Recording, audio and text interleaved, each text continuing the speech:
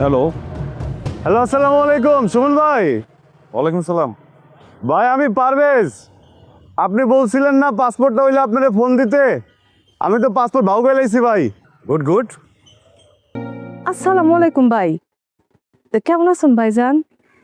না না, আমরা ভালো আছি, মা পোলা ভালোই আছি।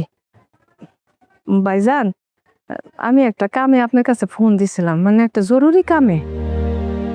যে আমার পোলা বাইনা ধরছে যে এ দেশে কোনো কাম করবো না, বিদেশ যাবো। আর না আপনি কোন ভাইজান, বিদেশ যাইতে মেলা টাকা লাগে না?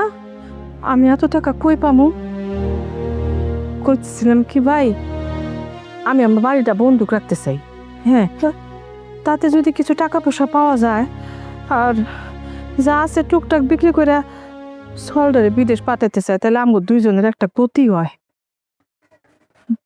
ইয়ে ভাইজান,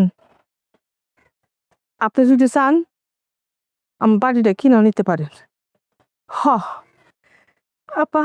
এই যে সময় মতো দিয়ে দিন তোমার মতে। হ্যাঁ হ্যাঁ আপা, আপনি চিন্তা করেন না, আমার জবান এক, আচ্ছা আমি সময় মতো দিয়ে যাবো। খালি খালি দোয়া করেন আমার পোলাটা জানি ঠিক মতো বিদেশ যাইতে পারে আপা। হ্যাঁ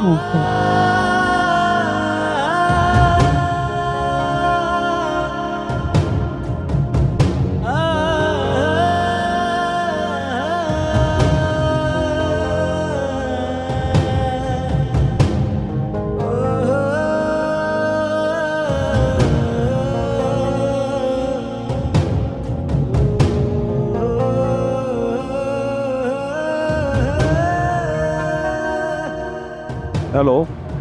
হ্যালো, আসসালামু আলাইকুম সুমন ভাই। ওয়ালাইকুম সালাম। ভাই আমি পারভেজ।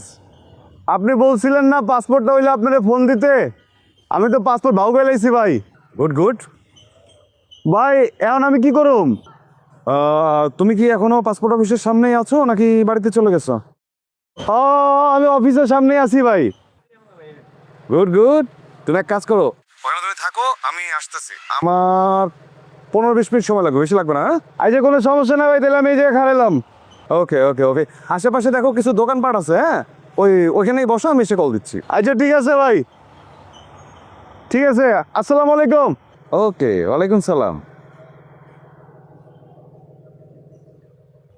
গুড গুড, কি ভালো একটা দালাল পাইছি।